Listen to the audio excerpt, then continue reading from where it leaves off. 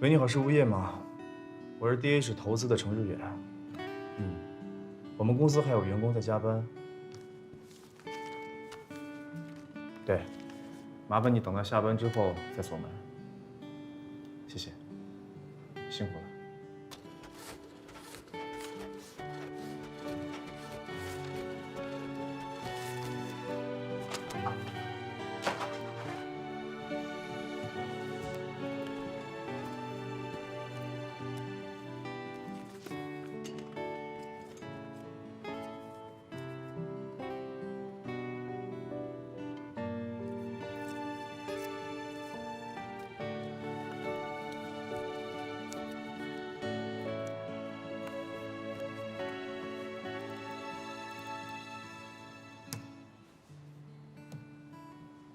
搞定。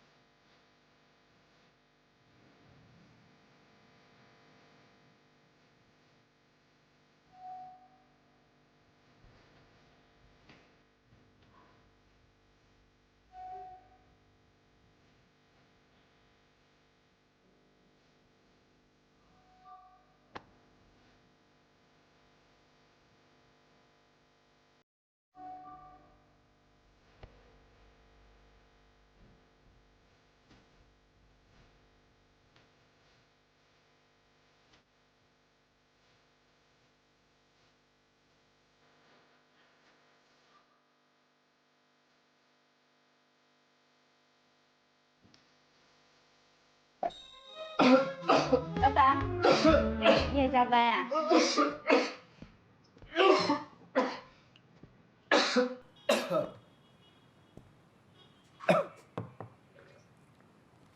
对，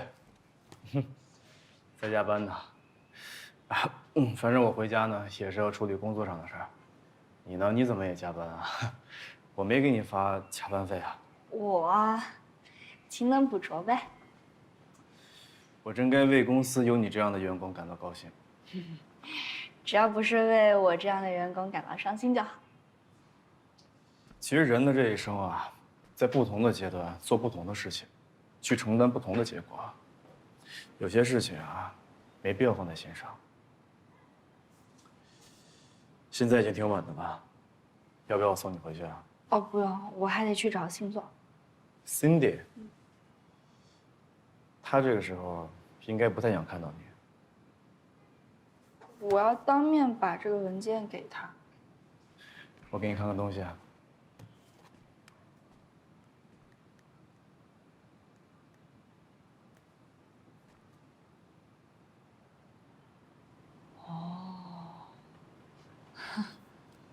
如果你一定要去见他的话，我可以带你去，但结果你不一定满意，还去吗？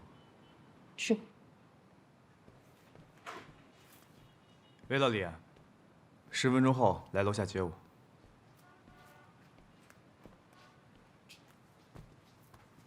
老板，我就是好奇，你为什么不自己开车呀？你是不是没有中国的驾照？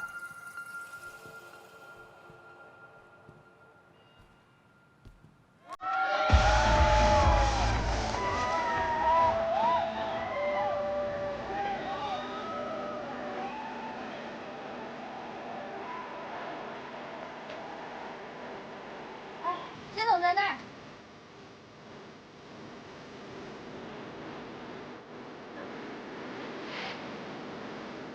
怎么，没想到啊？原来辛总私底下是这样子啊！他还有公寓。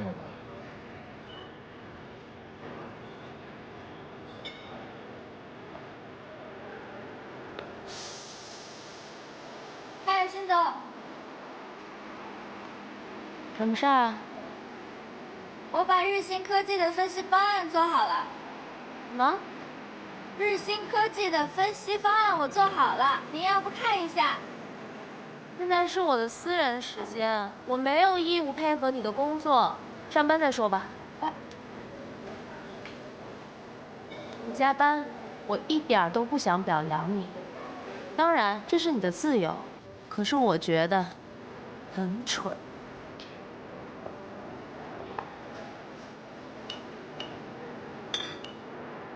这太吵了，我们出去吧。走。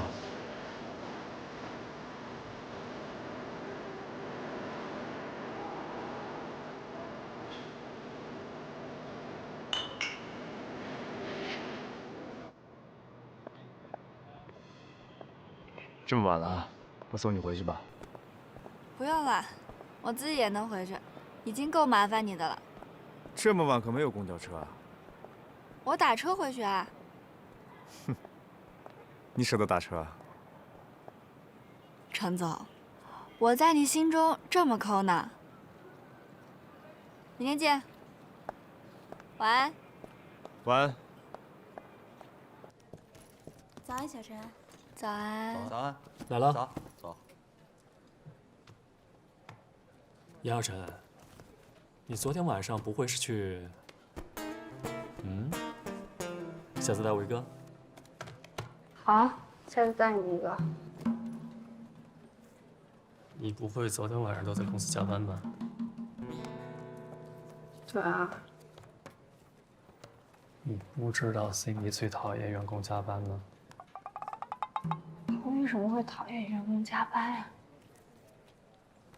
我告诉你啊 ，Cindy 最反感的就是在公司瞎耗时间，在她眼里这就是无能的表现。我之所以主动要求调到 Cindy 这一组，就是因为我知道她从来不要求员工加班。你这些事儿都没调查清楚，我以后怎么混？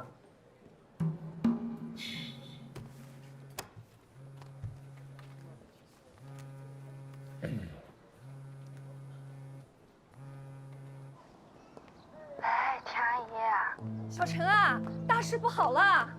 妈又出什么事儿了？你妈妈呀，她欠了高利贷，催债的都已经找上门了，把你妈妈从那个麻将馆一路拉回家，还把你家里弄得一团乱。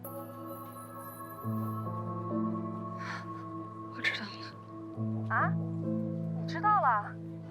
你说话的口气怎么跟你妈妈一样啊？你妈妈也是一副无所谓的样子。哎，你家里已经被人翻了个遍了。高利贷的说了，再给你们家2天时间，你妈妈要是再还不上钱，就要剁了她的手指头。哎，我妈欠了多少钱？好像有16万呢。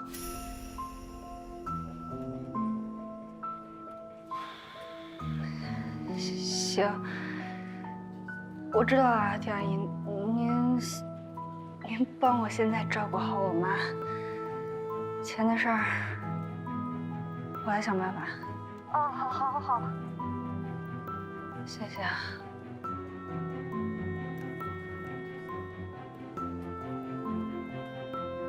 天哪，16万！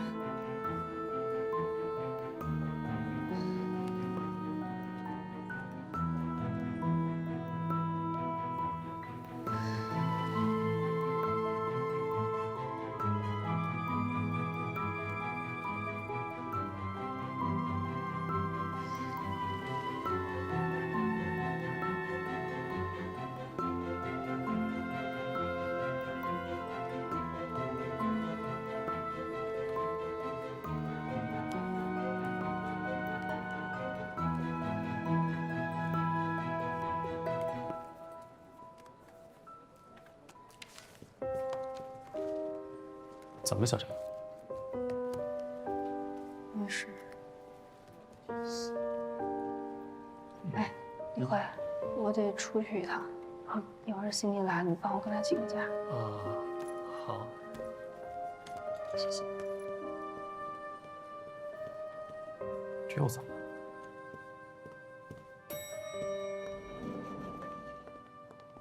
早安。他这是下班了？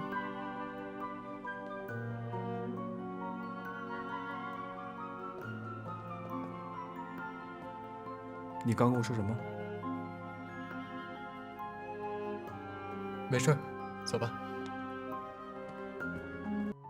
上一季度所有投资案的资料以及相应的分析总结都已经发放到大家手里了，所以下面有请李辉为我们大家讲解一下。好的，仙姐。是这样，大家手上拿到的资料可以看到，我们部门在上一季度针对我们的互联网领域还有共享经济领域去做一些发展。那么目前呢，已经有包含在小黄单车还有橘子共享充电宝上，一共是13家的企业已经被我们拉到了我们团队里面。所以现在，不好意思啊，接个电话，继续。好，一共是13家的创业团队，喂有8家的合同我们已经是出事了吧？剩下5家我们还在是出了点事儿，年年欠人16万块钱，给你追上门了，闹得还挺大的。我这正打算过去看看呢。向大家一往开心，对不对？那么这行一次的你先别着急过去已经高达了10%，我想想办法相信也好会是一次非那就这样常成功的投资。那我们也非常有信心把这一次的项目做好。其实可以看到我们后面的还有这些，包括合同方面的东西。郑总，继续 ，OK。那其实我们眼下这个区块链也是非常热门。那前段时间已经做了一些比较详细的分析报告，那后续会发送给大家。那以上就是今天报告。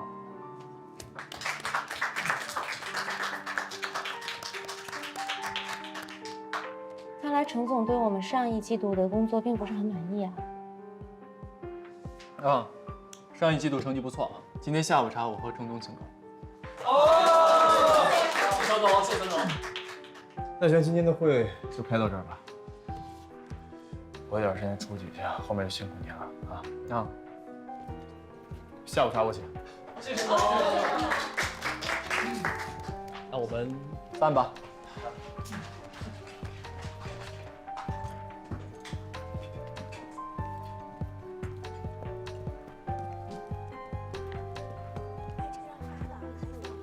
你直接发我邮箱就行，你直接发我邮箱，然后把客户那边的资料给发给你啊。有需要打电话啊。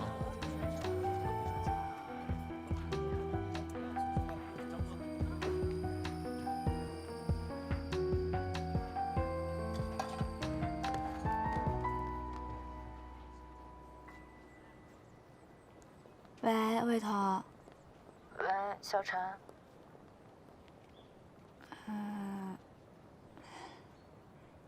你现在手里有不用的钱吗？能不能借我点儿？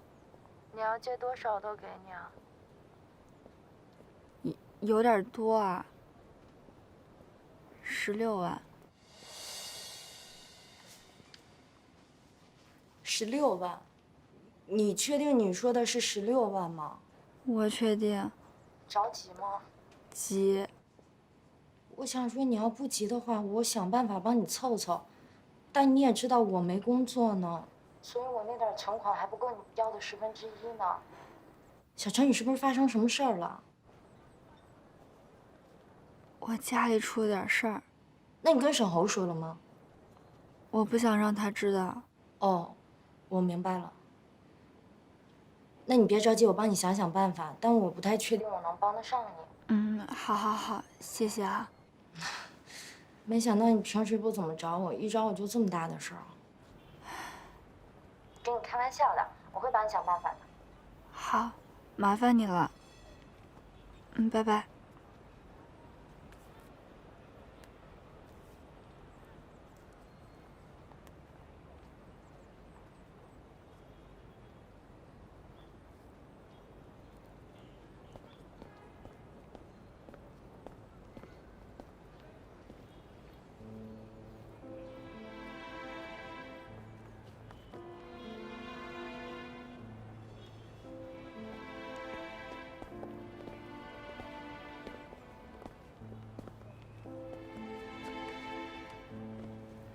陈总，我本来说下来买一杯咖啡，看到有一个背影跟你很像，所以过来看看。没想到真的是你。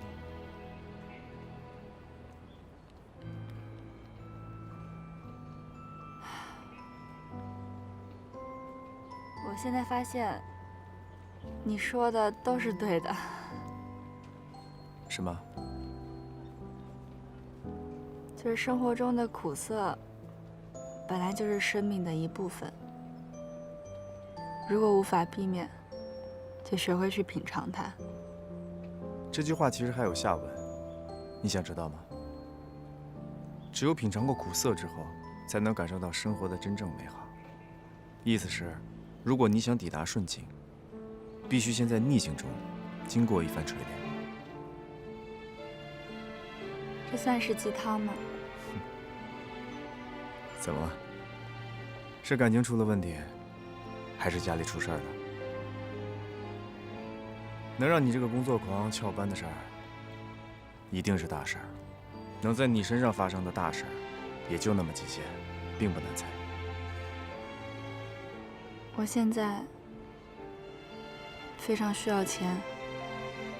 需要多少？16万。是家里的事儿。找沈侯了吗？沈侯他现在也刚工作，他自己肯定没那么多钱。我要是找他，他肯定会去找他妈妈要。那如果他去找他妈妈，那这不就印证了他妈妈的话吗？我可不想认输。看来你还是被绕进去了。什么意思？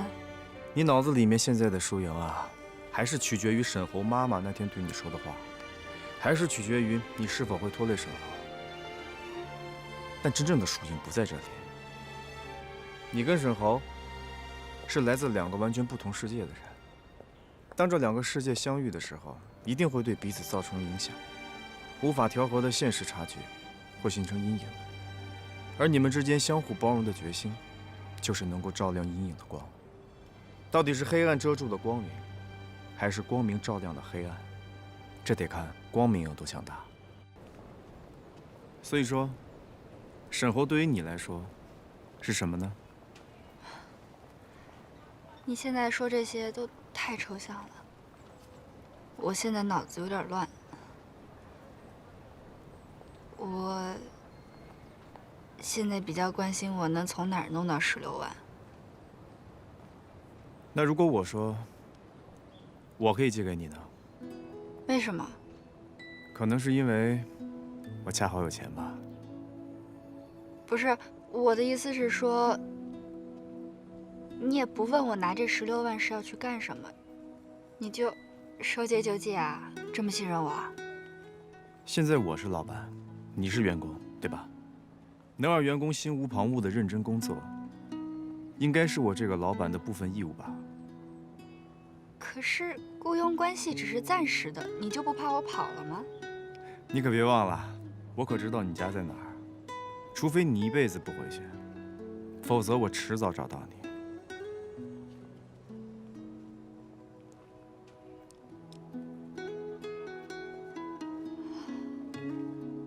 那我不会拖到让你要去上门要债的。我现在税后的工资是8600，如果按分期付款的方式，你每个月扣5000，这样3年我就能还清。你连还账的方式都想得这么细致，我还有什么好担心的？不过我想你根本用不到3年才能够还清。你现在不是在负责日新科技的项目分析吗？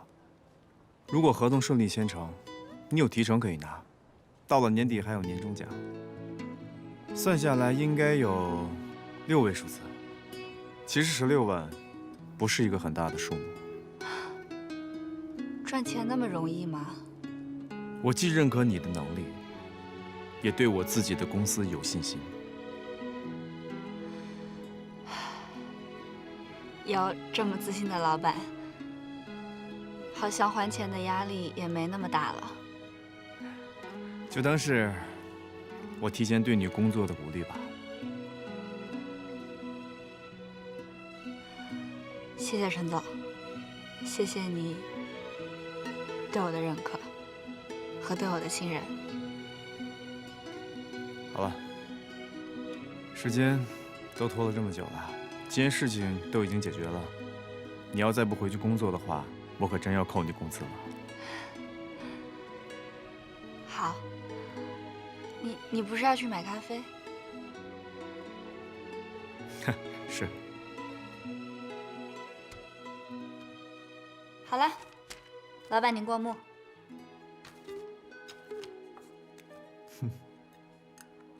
说实话，我已经很久没有见过这么古老的东西了。虽然古老，但是有效。我先出去了。等一下，你就这么出去的话，公司的人还以为我让你签什么卖身契呢。有客人啊？那我要不要敲下门？你什么时候敲过门啊？我先出去了。哎，等一下，这杯咖啡给你的。志远，你又喝咖啡？你是不是还吃冰激凌了？你知不知道你自己这样会胃疼啊？你每次胃疼都要我给你拿胃药，你胃疼我也心疼啊！快，把胃药给吃了，这水也差不多正好。没事，我胃不疼。爱吃不吃？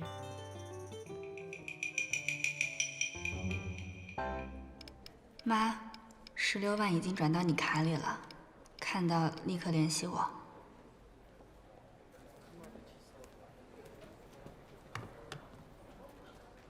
严小晨，不是你去哪儿了？你别怪我没提醒你啊！你走的这段时间可得到了 Cindy 姐的关节垂血。你没帮我请假？哎，我请了，我能不请吗？开会之前我就请了。哎，她表现的特别无所谓，头都没抬。啊，知道了，开会。结果会开到一半，不知道怎么回事，陈总突然走了。会议结束，他又来问我，知道严小晨为什么请假吗？我怎么说？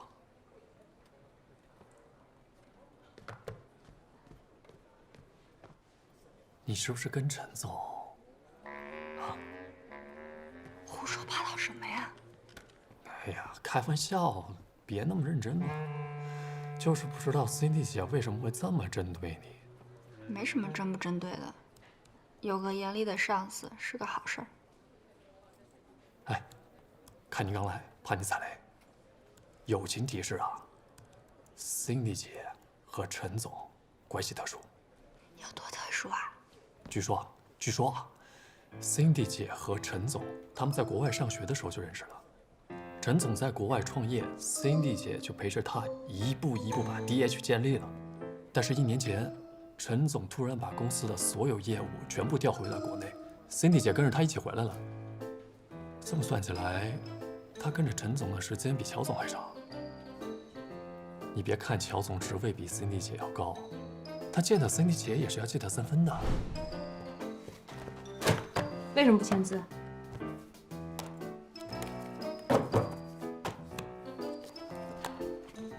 这个不合适。这个去年我们必须签。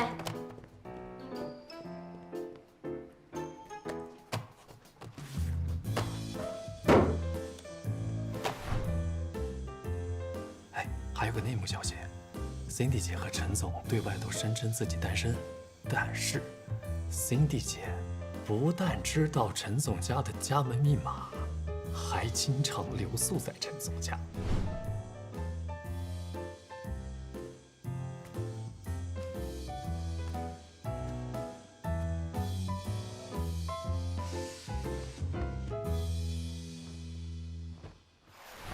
所以，种种迹象表明 ，Cindy 姐和陈总就是传说中的办公室地下恋情。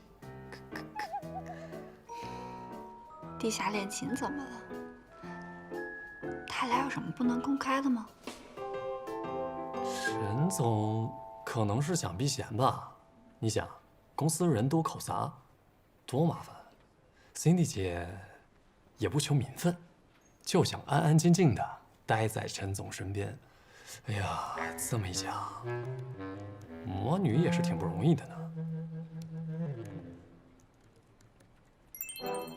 耀晨，你是不是还知道点别的？我能知道什么？哎呦，快说快说快说！哎呀，快说嘛！我求你了，大哥，我现在脑子乱得一塌糊涂的，你还在这儿来跟我八卦，能不能消停会儿？就是开个玩笑嘛，那么认真干嘛？赶紧工作。告辞。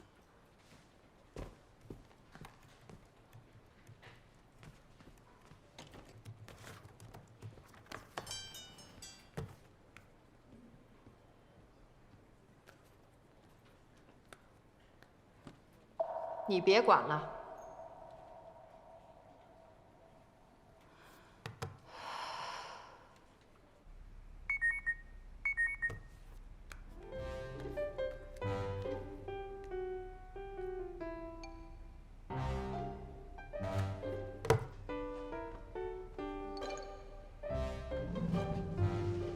沈红，沈红，你看谁来看你们了？啊，你怎么来了？胡总，你们先聊，我去财务那拿这个月报表。你去忙吧。哎，妈，那个我不是故意偷懒，我是昨天跟刘叔书记谈项目，我实在太累了。我知道啊。哎呀，妈没有怪你的意思，妈是心疼你。你刘叔啊，背后没少夸你。你要是累的话，再躺会儿吧。妈，我肯定会努力工作的。所以你那天答应我的事儿，你可别忘了。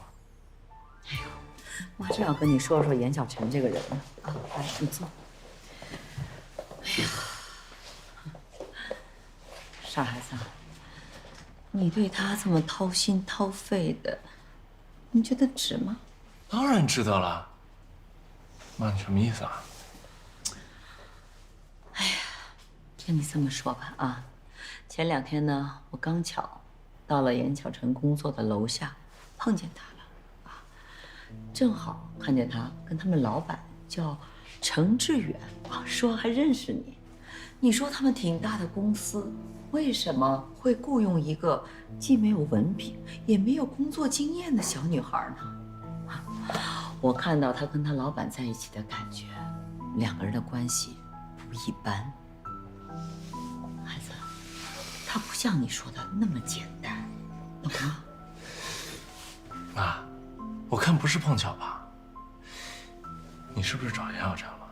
你跟他说了些什么？我跟他说些什么？哦，那我也要问你了，他跟你说了些我什么？哼，他不会蠢到在背后挑拨我们母子关系吧？我跟你说，妈，你怎么能这么想？我都跟你说过了，小小他不是你想象的那种人。他是什么样的人，我比你更清楚。你妈我活到现在，我可以说是阅人无数。哎呀，你呀，真是被他下了蛊了。妈，那个，我们之前不是说好了吗？只要我表明我的决心，你就答应我跟小小在一起的吗？没错，之前啊，我是想答应你的，可是，并不代表天天让你夜不归宿，住到他那里去啊！啊，你所谓的努力工作，就是陪着客户天天喝大酒，结果呢，晚上不睡觉，白天起不来，就跑到你刘叔这儿补觉。你拿这儿当什么？想睡就睡，想来就来。你说说，你这样下去能撑多久？身体都先搞垮了。所以啊，我现在正式通知你，我改主意了。从今往后，你不要去销售部跑什么业务了，回到总部，跟我学管理。反正公司以后也是要交给你来管。妈，说好的事情你怎么能反悔呢？妈，你堂堂一个大公司的老板，你说话怎么能不讲信用呢？这要传出去话，别人会怎么想您啊？哎呦，你就天天跟严小晨在一起，别的没学会，学会给你妈扣大帽子了是吧？好，那我就以公司大老板的立场来告诉你，严小晨这样的人就作为一个普通的员工，他在人品上都有问题。这是什么呀？你看啊，这是朱棣给我的，严小晨入公司以来的报销单，上面充满了弄虚作假。铁的事实面前，你还有话讲哇？妈，这些话如果不是我亲耳听到，我根本不会相信这是从您嘴里说出来的话。朱棣说的话你就这么相信？那我呢？他能比我更了解潇潇吗？况且这些报销单随意修改都行的，这能证明什么呀，妈？我以为你懂我，我以为你是站在我这边，可是现在呢？我告诉你，我依然坚持我的想法，不管你说什么，做什么，我都不会和小小分开的。好啊，那我也表明我们的立场，不管你说什么做什么，我跟你爸坚决不同意你跟他在一起，否则的话怎么样？把我赶出公司？妈，你别忘了，我从来就没有想来过。尊敬的侯女士，我郑重的通知你，我不干了。沈侯，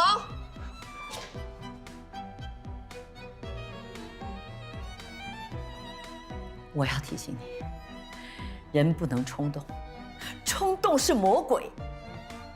你呀，不要为你冲动下做出的决定后悔终身。妈，我发誓，我不仅不会后悔，我要证明给你看，没有你，我会活下去，我还会活得更好。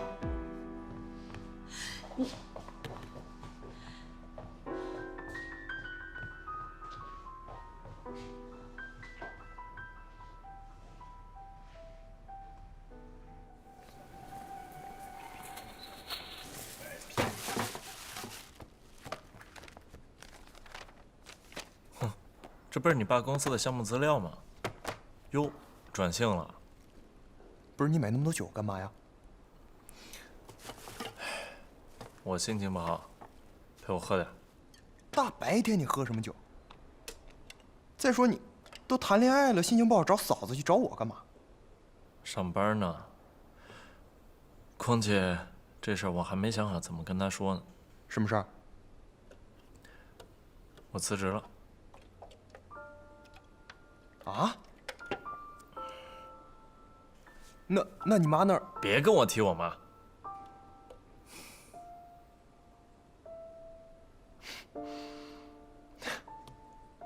哎呀，我还以为你跟他苦尽甘来了呢，哪成想你俩这么点儿背，谈个恋爱还得先解决家庭矛盾。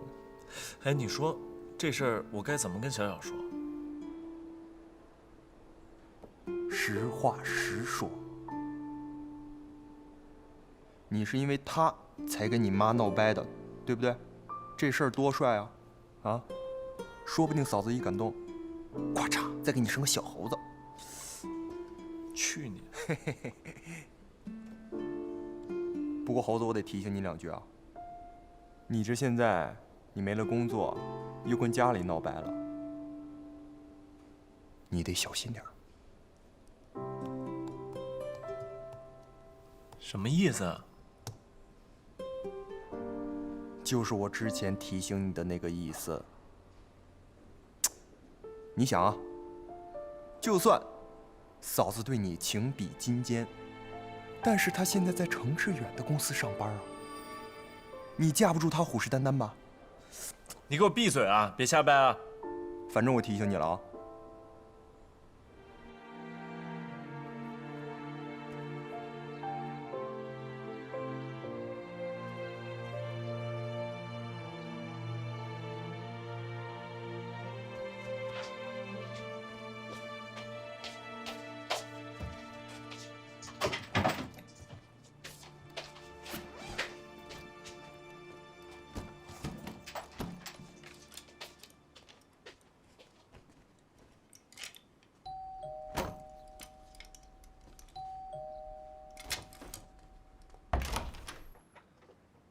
小小，想我了吗？进来吧。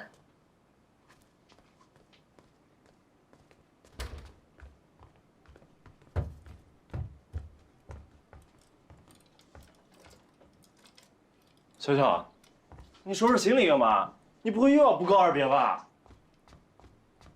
我要不告而别，我会就只收拾这几件。那还不是因为你上次突然消失了，我都有后遗症了。你收拾衣服干嘛？出差啊？我得回家一趟。回家我陪你去。不用了，你还得工作，老请假也不太好。小小，我辞职了。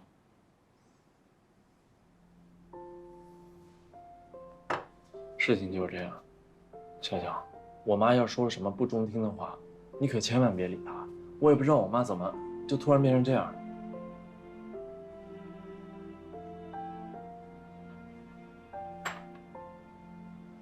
你确定你不回去了？我要是还待在公司，拿着公司的工资，我就还是我妈的空瓶。工作嘛，大不了再找。我发现我对于跑销售还挺有天赋的，再熬个1、2年，赚足了本金，到时候我干脆自己创业，拉着雨神一块干。小小，你别担心啊，我真的想清楚了。工作有很多，但是你只有一个。我要是把你弄丢了，我上哪去找一个一模一样的你啊？所以，我希望你支持我的这次决定。你知道，我会永远站在你这边的。你都不知道，我在来找你之前，我一直不知道该怎么跟你开口，直到我见到你，我突然就有了勇气。你知道为什么吗？因为我突然发现，我们之间应该最纯粹、最真实，不带有一丝丝隐瞒。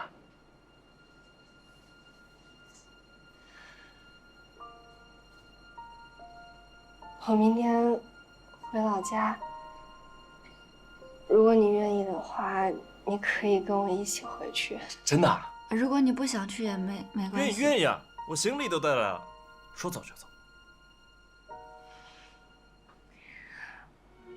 我们家可比不上这儿，吃的和住的可能都不是很好，而且我妈脾气也不太好。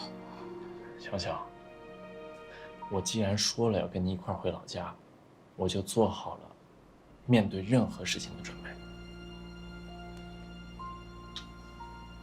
好，买菜去。叔叔，你们下棋呢？周阿姨好。哎，孙阿姨。哎呦，回来了。叔叔啊，回来了，小陈。周阿姨好。哦，好好好，挺好的。哎。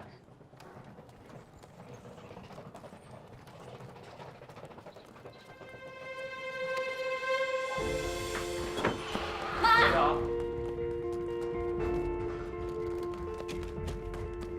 妈。哎，小小。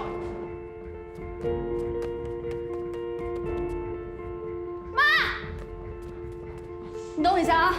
哦。妈！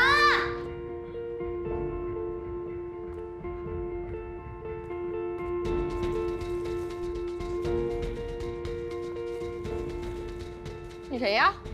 你怎么跑我家来了？要债的？啊！我不是坏人，我不是坏人，我是贼吧？不是贼，不是贼呀！他不是贼，这不是贼，这不是贼，自己人，妈，自己人妈。我大学同学。这什么同学？妈，嘿嘿，妈，嘿。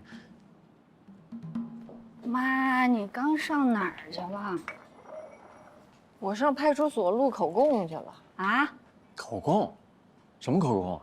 那帮人找麻烦来了，你不会是还没还钱吧？一大早就找上门来了。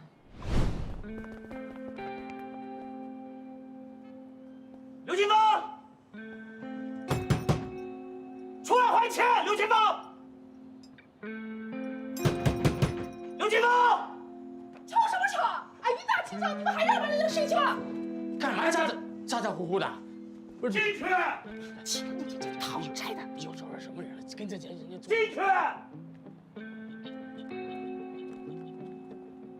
刘金峰，还钱的日子到了啊！你再不还钱，别怪我不客气。把字写上。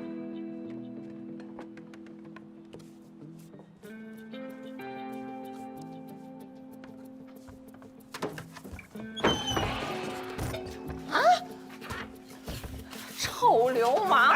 我跟你说，臭流氓！臭流氓！臭流氓！敢在我家门口刷漆，你要死啊你们！要钱没有？来，有本事把我手剁了！你太嚣张了吧！刘金芳，欠债还钱天经地义，现在已经到了还钱的日子了。你要是再不还钱，小心我拆了你的房子！哼，好，好啊！来，对公安局是个证据。来，我把110拨好了，就差这么一按了。来。刘庆芳，去，把这女人手机给我抢回来。去呀！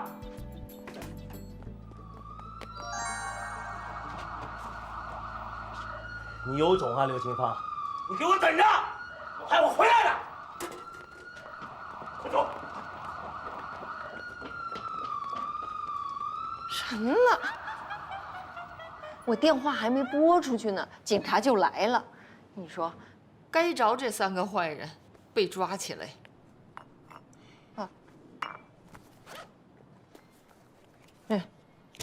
我就还了4万块钱，剩下12万都在这里头。不是，到底什么情况啊，妈？还有小小，这么大事你为什么不跟我说啊？你谁呀？一口一个妈叫着，我怎么不记得有你这么个儿子？啊，妈，你好，不是，阿姨你好，我自我介绍一下，我叫沈侯，3点水那个沈，王侯将相的侯，妈，他是我男朋友。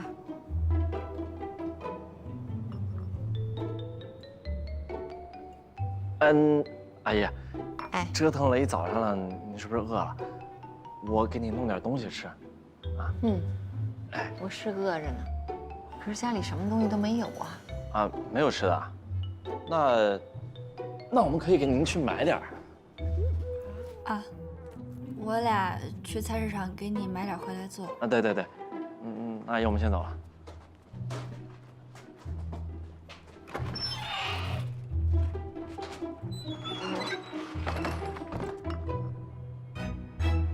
不是，小，到底怎么回事？你妈从哪儿借的钱啊？欠的高利贷。啊？那怎么不早点报警呢？我当时就是怕我妈会出事儿，也就没想那么多。那谁借的钱啊？我找陈志远借的钱。程志远，你为什么不找我啊？我找你，你一时半会儿能拿得出那么多钱来吗？你不还是得找你妈吗？我可以找雨神。哎，我就算是找陈志远借钱又怎么？我又不是不还他。那你怎么还？我现在还有1万多的存款，再加上我每个月的工资，从工资里扣。要不这样，别从你工资里扣了，这4万块钱我帮你还。不要，你不许去找你妈要钱。放心吧，不会。现在我跟我妈的关系，你觉得我问她要，她会给吗？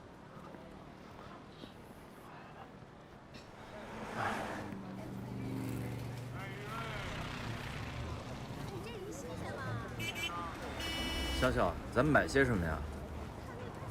现在，哎，买菜来。这现在怎么卖？3块2。3块2啊？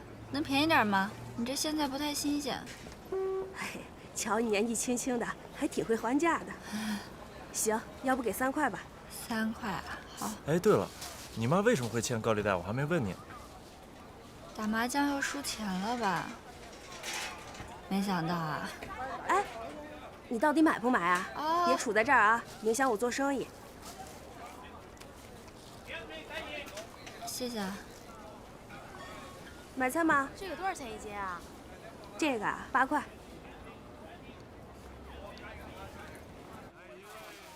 哈，买了好多。哎，小陈啊，你什么时候回来的啊？你回过家了吗？你妈妈那边怎么样了？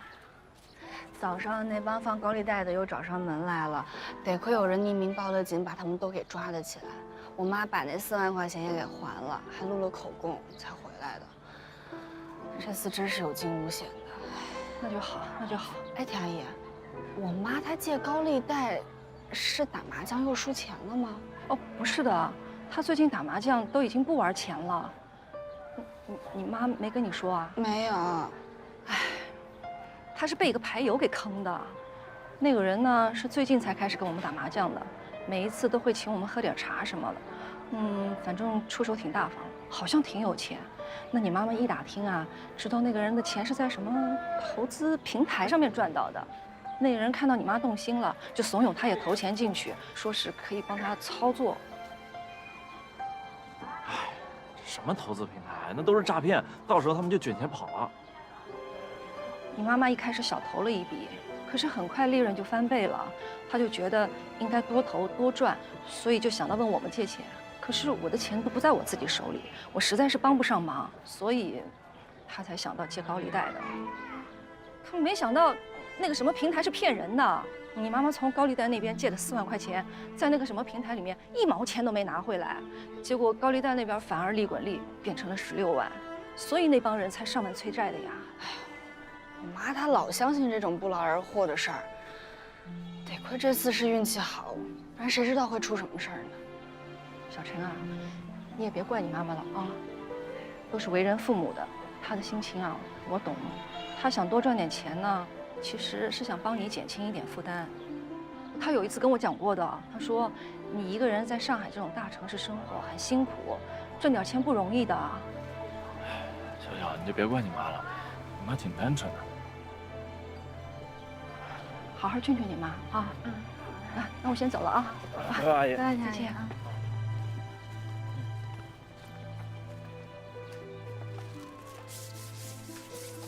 哟，妈。阿姨。你帮我妈。阿姨擦门呢。哎。哦。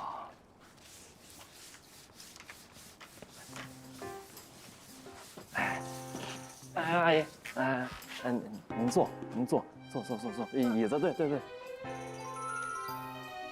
我来，啊，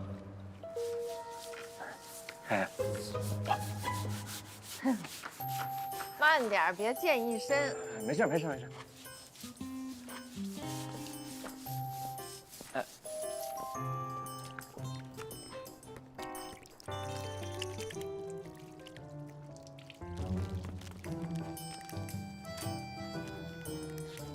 哎，你没事，这儿有。啊，有啊，我帮你打。不用。干嘛呀？没事。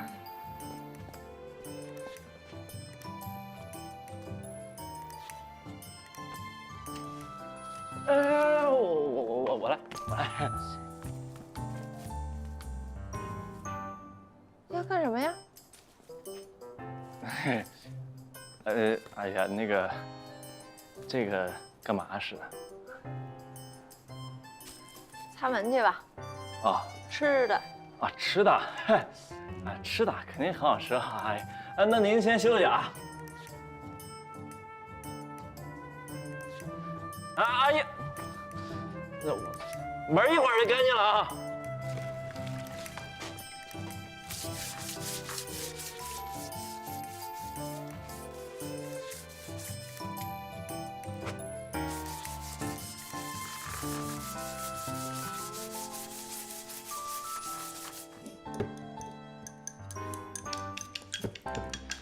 让地方，你这笨手笨脚的，去把桌子腾出来。那你来吧。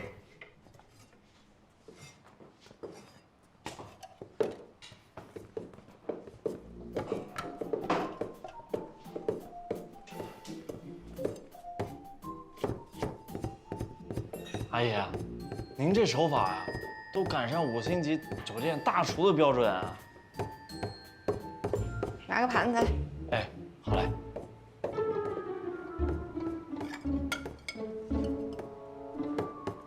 哎，盘子。拿个大点的行不行啊？哎，好嘞。哎，大盘子。行，放着。妈，你当心手啊！我出去了。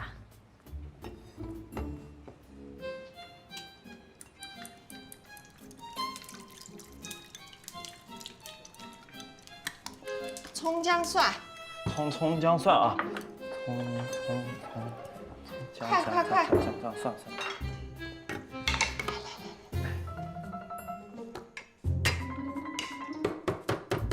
你小心点手。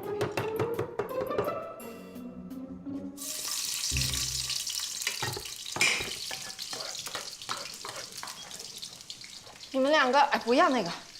你们两个认识多久了8个多月了。怎么认识的呀？我们俩大学同学，天天都能见着。那你现在在哪儿工作啊？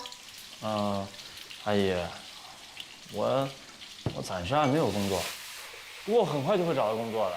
您放心，我到时候肯定会照顾好小小的。小小这2个字，是他让你叫的？我给他写外号。这是他爸给他起的小名儿。不是，阿姨，我发誓，我绝对没有撒谎，我真的给他起的。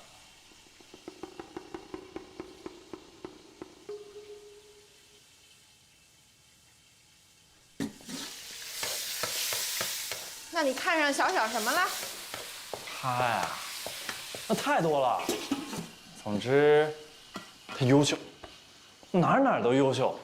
啊，您可能不知道，小小在学校里啊，年年都拿奖学金，学校的教授直接给他保研。您知道这机会有多珍贵吗？但是小小呢，说不要就不要了，厉害吧？学校里的同学对他就是羡慕嫉妒恨。哎呦，还有，他在公司里啊，每次都受到领导的表扬，而且他一进公司就给公司签了一大笔合同，厉害。他这么优秀，你又没工作，拿什么养活他呀？阿姨，虽然我现在没工作，但是为了小小，我肯吃苦的。他只要开心了，我做什么都愿意。好了，你去吧。那您不要帮忙了。没事了。那我先出去了，您有事随时叫我。好。好嘞。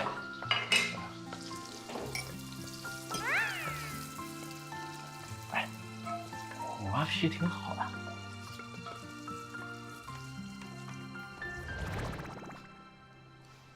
这也太香了！你快动筷子吧，我等不及了。哎，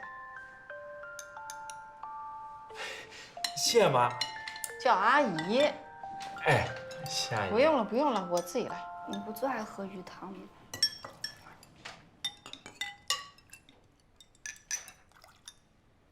不用了。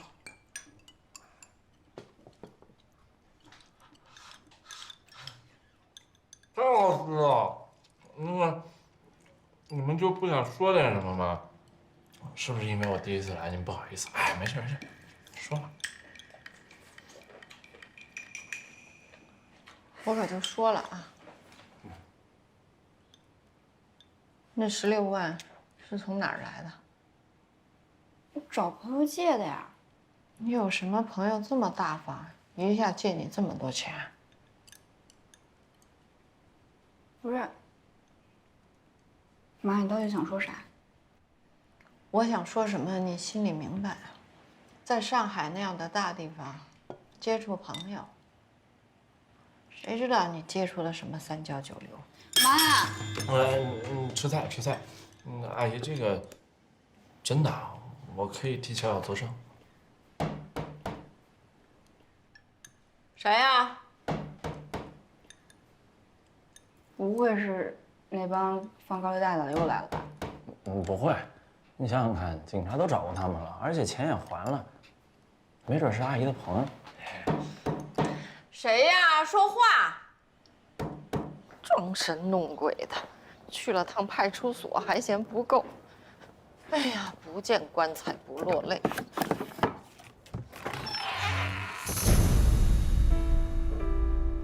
大嫂，不是姐，你看没别的意思啊。我听说你们家出了点事儿，看看我能不能帮上什么忙。帮什么忙啊？你是来看笑话的是吧？不是的，姐，你别误会我。你少装好人！我真的是看看有什么能帮。姓张的，我告诉你啊，你要是真还有点良知，你就告诉我，当年撞死我们家老严那人现在在哪里？你说。姐，我真不知道。我要知道，我能不告诉你吗？你说都这么多年过去了，我哪就记得？哎呦我的姐，姐，快点，你快点劝劝你妈，让你妈冷静点。哎，你走开！不是，姐，喂，哎呦，姐，妈，说，妈。第一，你们家啊出了点事儿，我听说了，然后我过来看看能不能帮上忙，我是真心的想帮忙。第二呢，我就是个卖车的，那个人就是世下，我哪知道他是谁呀？我上哪儿找他去？我哪认识他呀？我真不知道他在哪儿的，姐。你放心，你看我这，哎呦，姐，妈，别打了，姐，快走！那我真帮忙来了。不是，哎呦，大姐你冷静点！哎呦我的天哪！姑娘，有啥事跟我说啊。哎呦，哎，你没事吧？哎呀，哎，好嘞。妈，他走了啊，走了。哎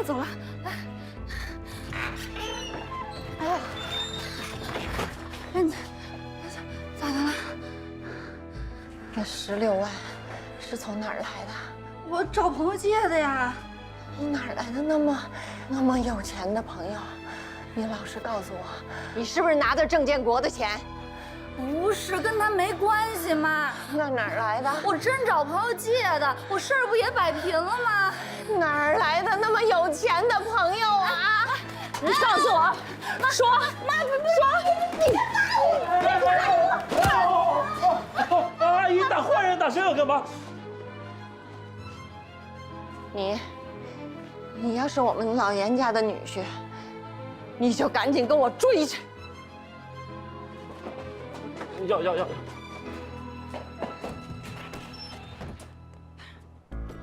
你别跑！妈。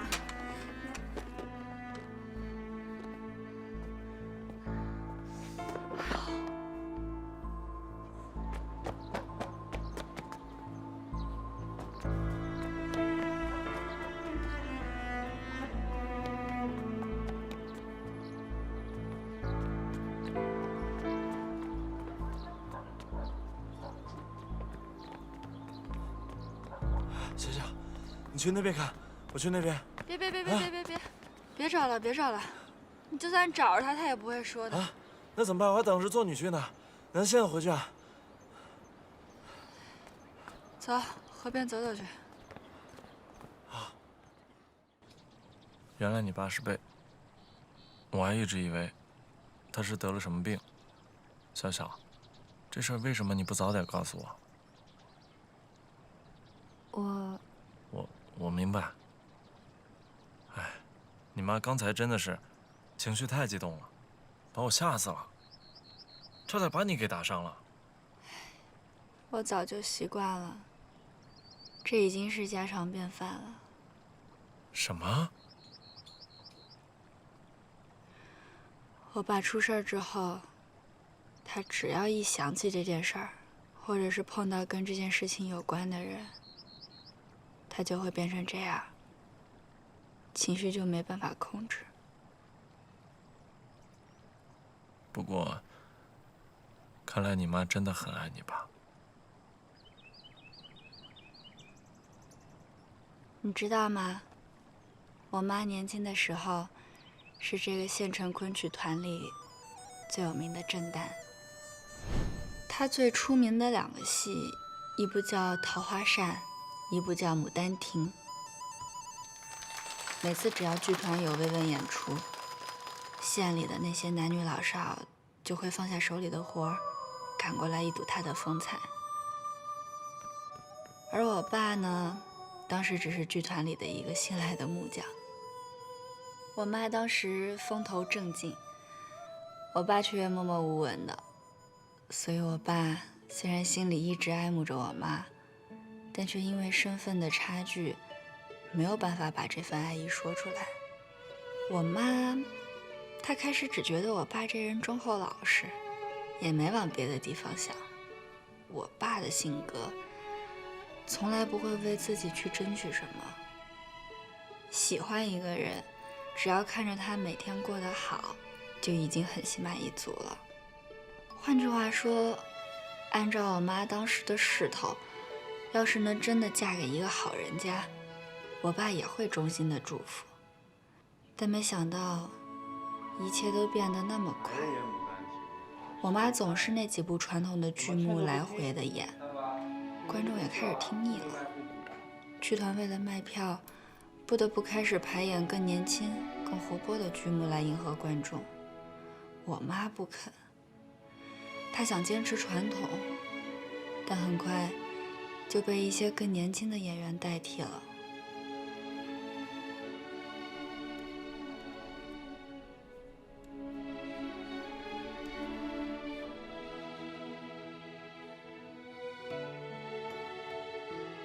也许是意外，也许真的是命中注定。在那场演出里，我妈腰上的旧伤突然复发，也就此终结了她的演艺事业。清芳，只要你愿意，以后我养你。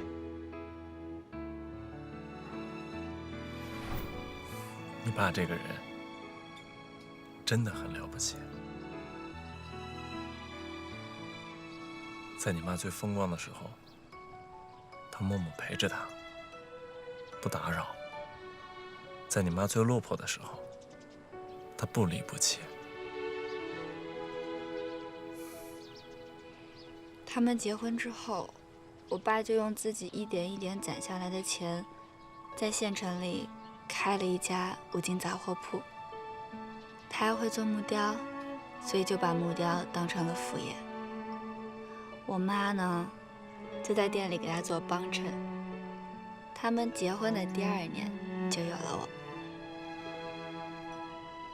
我们一家3口，虽然日子过得有点拮据，但是也和和美美的。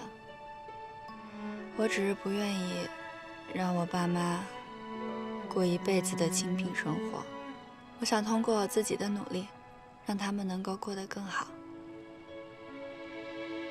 所以我知道，我唯一的出路就是高考。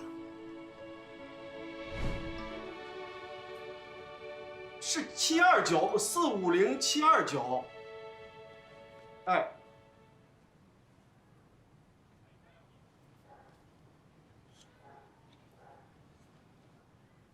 怎么了？好，好，谢谢。怎么啦？爸爸，你快说话！考得不太理想。哎呦，不可能！我估过分了。403。哎呀，吓人啊！真挺高啊，乔乔。那我可以去华大了。对呀，对呀，对呀。吓唬我！是。你老想着去华大，去华大，在本地读师范不也挺好的吗？毕了业还可以当老师，不要去上海。是，但是上海啊，对小小的今后的发展有好处啊。总向着他。妈妈是舍不得你啊。你舍得呀？是我也不舍得，但是爸爸支持你啊。既然决定去上海了，那就好好学，拿出优异的成绩来，然后给妈妈、给爸爸看啊。来吃。孩子长大了啊，有选择了，成长。来，你不高兴吗？啊？那成长也不能说跑那么老远。我不吃，你吃，是我这有肉，你吃，你吃，哎你吃。呦，一把年纪还秀恩爱呀？酸吧？酸不辣？哎呀，祝贺啊！真甜呐！啊，你问清楚了吗？第一志愿怎么能调档呢？我们不是超过录取分数线11分了吗？他这个学校就是这么说的。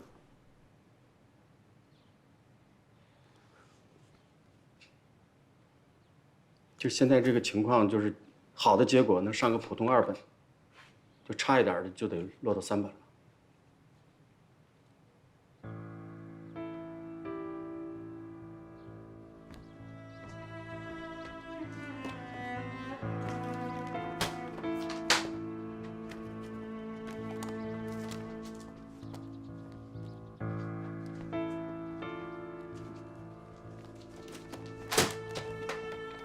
老严，先吃饭吧。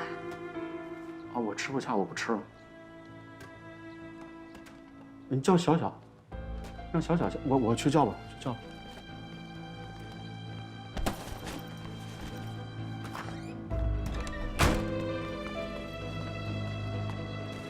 小小，你干什么去？小小，教育局讨个说法去。嗯，你不要去，我去。你在这等我，爸爸拿包去啊！你等我。我自己去。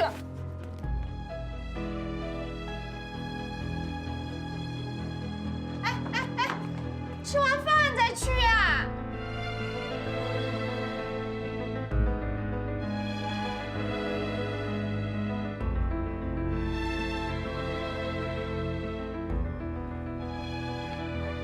您再帮着查一查吧，啊！我跟你说了，这事我真管不了。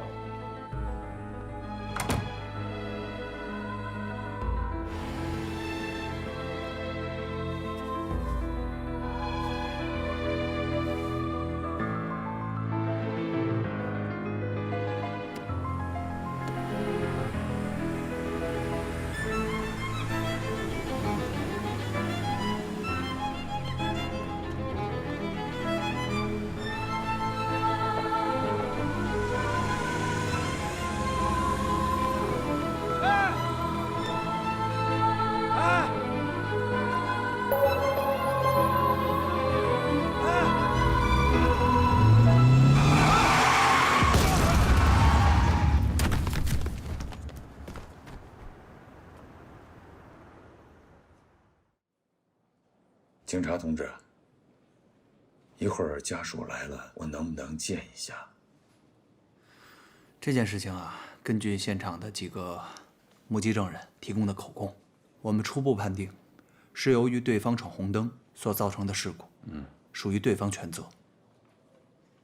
考虑到家属的情绪呢，见到你们之后可能会受到更大的刺激，所以我觉得咱们这边呢，还是尽可能的回避一下。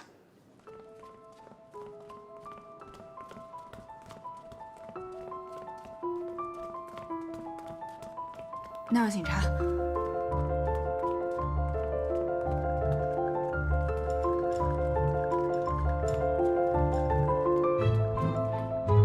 大夫，孩子他趴在哪里？老严在哪里？姐顺命了。啊！你爸！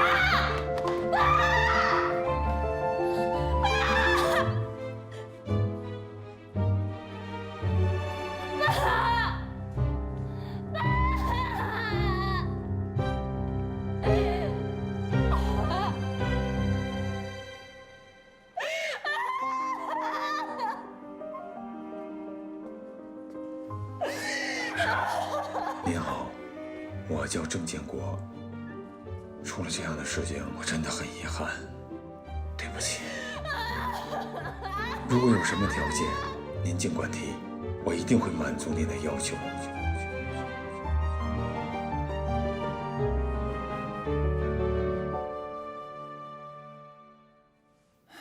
刘女士啊，首先我们要告诉您的是，肇事司机叫程鹏，郑建国他只是当时车上的一名乘客。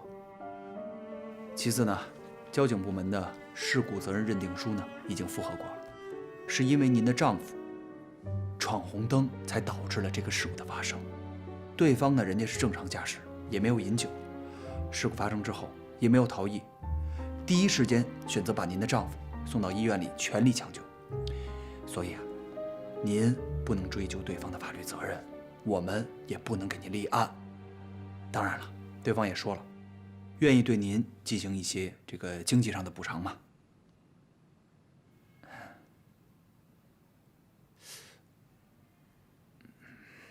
我不要钱，我要命。告诉我那个叫程鹏的现在在哪里？他撞死了我丈夫，一命还一命，我不会放过他的。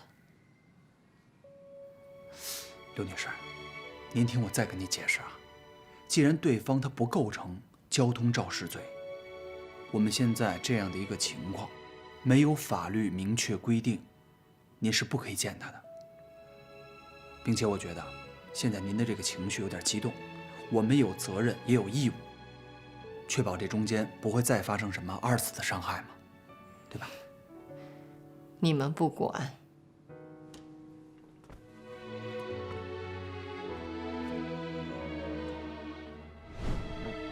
那后来呢？后来，我妈逢人就说，我爸是为了去给我争取一次重新报志愿的机会才丧命的。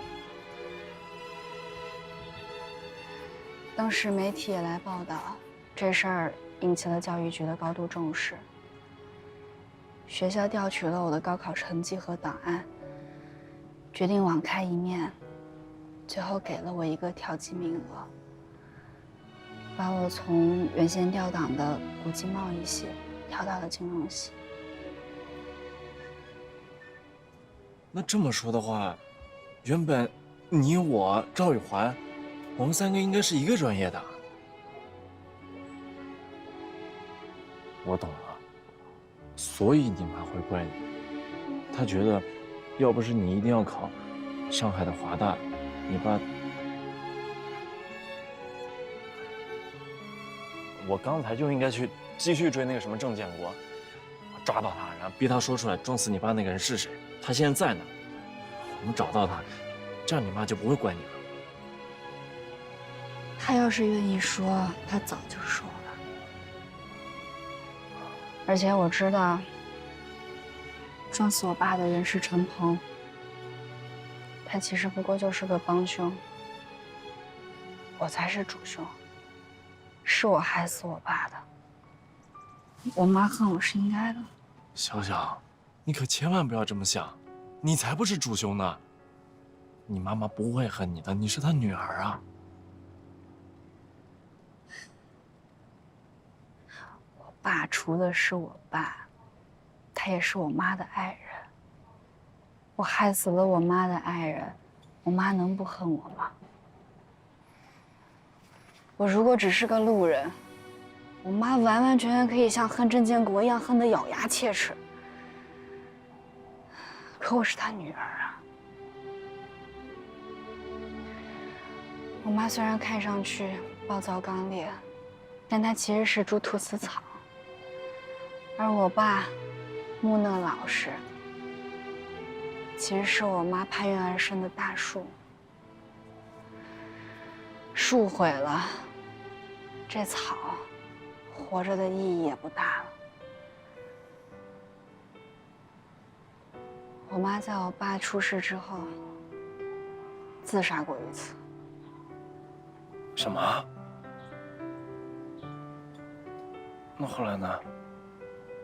后来被救回来了，在重症监护室住了1个多星期。但是后来我们为了还医药费，还有维持以后的生计，就不得不把我爸的五金铺给卖了。所以，你从那以后，你们家就没有经济来源了，是吗？所以我大学4年才一直都在打工啊。我妈那次自杀被救回来之后，她自杀的念头就从来没停止过。我在他病床前，我跟他说过，我说如果你还是想要去死，那我也就不活了。你用什么办法去自杀，我也用什么办法去死。小小，你可千万不能这么想。好了，都过去了，一切都会好起来的。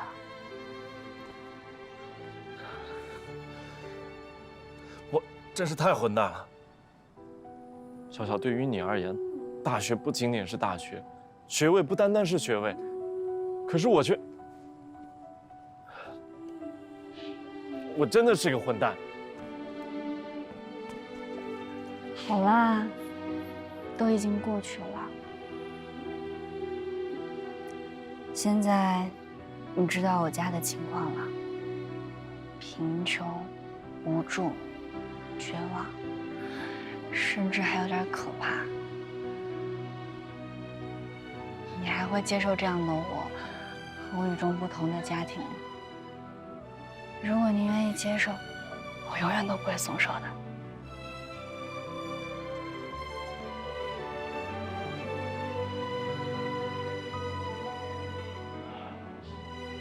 小小，不论你的家庭是什么样，未来会发生什么事儿，我都会陪在你身边，保护你。放心吧，小小，我在。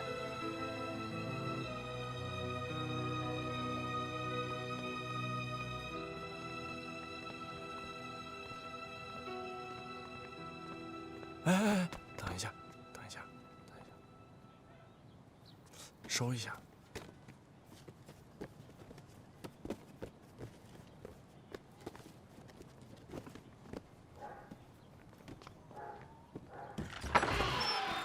妈，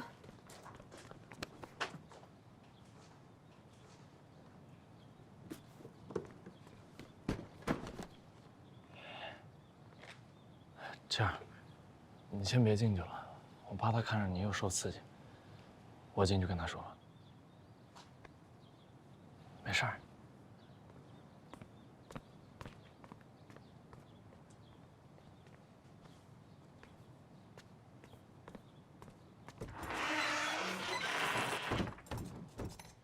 郑建国追着了，追了，他跑了。跑了，你们去那么久？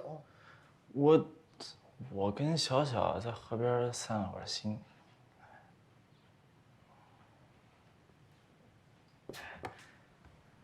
你老实告诉我，他那16万是不是跟郑建国要的？不是，阿姨，我给你发誓，我拿我所有的发誓，这钱绝对不是郑建国的，真的。我这么跟您说吧，小小的老板呢，他是一个善良、优秀，而且还大方的人，他还跟你们是老乡，所以啊，他那个人就特别喜欢帮助一同在上海奋斗的小老乡。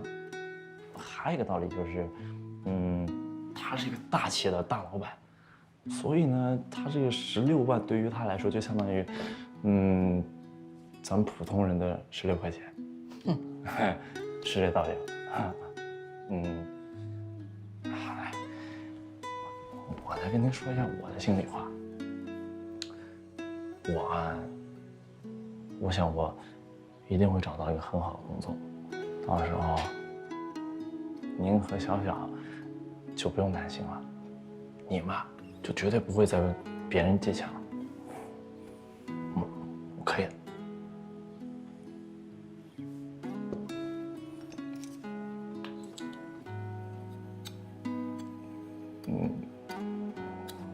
你小心点儿。没事啊？没事。那我出去了。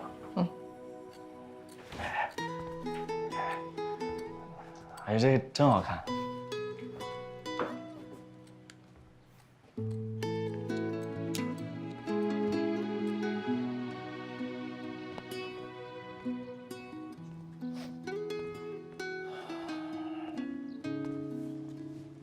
我妈怎么样了？